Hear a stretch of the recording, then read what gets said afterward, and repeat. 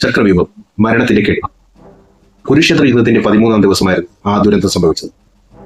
അന്ന് അർജുനൻ ത്രികർത്ത രാജാവായ സുശർമനുമായി തെക്ക് ഭാഗത്ത് യുദ്ധം ചെയ്യുകയായിരുന്നു. ഈ അവസരം മുതലെടുത്ത് കൗരവ സേനാ നായകൻ ദ്രോണാചാര്യൻ തന്റെ ഏറ്റവും മാരകമായ യുദ്ധവിന്യാസം ഒരുക്കി. അതിന്റെ പേരാണ് ചക്രവ്യൂഹം അഥവാ പത്മവ്യൂഹം. വ്യൂഹത്തിലേക്ക് കടക്കാൻ അറിയുന്നവർ പാണ്ഡവപക്ഷത്ത് അർജുനനും കൃഷ്ണനും മാത്രമായിരുന്നു. അവരില്ലാത്തതിനാൽ പാണ്ഡവരിൽ പരിഭ്രാന്തി ഉണ്ടാക്കി. ചക്രവ്യൂഹം തകർക്കാൻ ആർക്കും കഴിഞ്ഞില്ലെങ്കിൽ പാണ്ഡവർക്ക് ആ യുദ്ധത്തിൽ വൻ നാശനഷ്ടം ഉണ്ടാകുമായിരുന്നു. പാണ്ഡവരുടെയും നിസ്സഹായാവസ്ഥ കണ്ടപ്പോൾ അർജുനന്റെയും സുന്ദരയുടെയും മകനായ അഭിമന്യു മുന്നോട്ട് വന്നു. 16 വയസ്സ് മാത്രമുള്ള പ്രായമുള്ള അധീരബാലൻ താൻ ഗർഭസ്ഥ ശിശുവായിരിക്കുമ്പോൾ അച്ഛനിൽ നിന്ന് കേട്ട അറിവിലൂടെ ചക്രവ്യൂഹത്തിനുള്ളിലേക്ക് കടക്കാൻ തനിക്ക് അറിയാമെന്ന് അറിയിച്ചു. എന്നാൽ ദ്രോണർ നിരന്തരം തട്ടുകൾ കറക്കിക്കൊണ്ടിരിക്കുന്നതിനാൽ പുറത്തു വരാനുള്ള മാർഗം മാത്രം തനിക്ക് അറിയില്ലെന്നും അവൻ സമ്മതിച്ചു. മറ്റു പാണ്ഡവർ അവനോടൊപ്പം അകത്ത് കടന്ന് പുറത്തു വരാൻ സഹായിക്കാമെന്നും ഉറപ്പു നൽകി. അഭിമന്യുവിന്റെ രഥം ഇടിമിന്നൽ പോലെ പാഞ്ഞു. ചക്രവ്യൂഹത്തിന്റെ ആദ്യ തട്ട് തകർത്ത് അവൻ ഉള്ളിലേക്ക് കടന്നു. വില്ലാളി വീരനായ അവൻ ദ്രോണാചാര്യർ, കൃപാചാര്യർ, കർണൻ, ദുര്യോധനൻ തുടങ്ങിയ മഹാമാരിയെ നേരിട്ടു. അവന്റെ അസ്ത്രവർഷത്തിൽ കൗരവ സൈന്യം പിന്തിരിഞ്ഞു.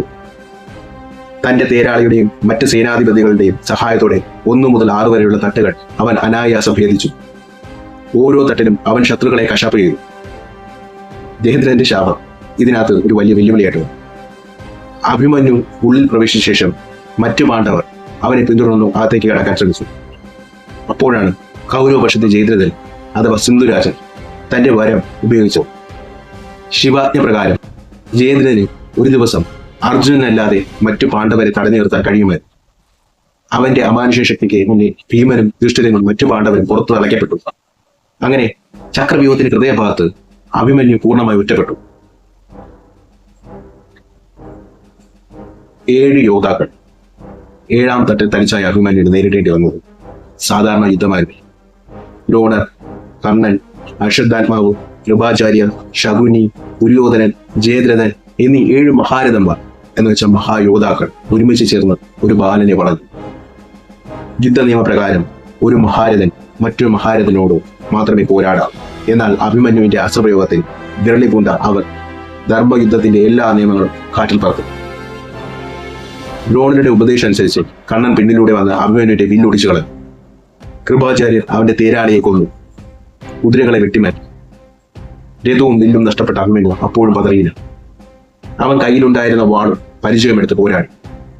ആയുധങ്ങൾ ഒടിഞ്ഞപ്പോൾ അവൻ തന്റെ രഥത്തിന്റെ ചക്രം പരിചയാക്കി ഉപയോഗിച്ച് വീണ്ടും പൊരുതി.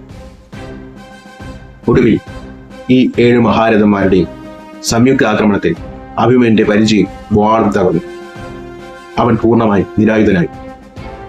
അവസാനമായി നിരായുധനായ ആ ബാലനെ ജയദ്രഥന്റെ വാളോ അല്ലെങ്കിൽ ദുശാസനന്റെ മകനോ വധിച്ചു.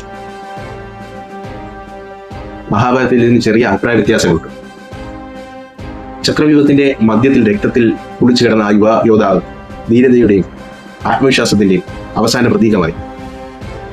അർജുനനെ പോലും ഞെട്ടിക്കുന്ന വീര്യത്തോടെ പോരാടിയ അഭിമന്യുവിന്റെ മരണം കുരുക്ഷേത്ര യുദ്ധത്തിലെ ഏറ്റവും വലിയ ദുരന്തമായി. അപ്പോൾ നിങ്ങൾക്ക് കഥ ഇഷ്ടപ്പെട്ടെങ്കിൽ നിങ്ങളുടെ അഭിപ്രായം അറിയിക്കുക. അതുപോലെ തന്നെ പുതിയ കഥകൾ കേൾക്കാൻ വേണ്ടി നിങ്ങളൊന്ന് ചാനൽ സബ്സ്ക്രൈബ് ചെയ്യുക, ലൈക്ക് ചെയ്യുക, ഷെയർ ചെയ്യുക. അപ്പോൾ എന്തായാലും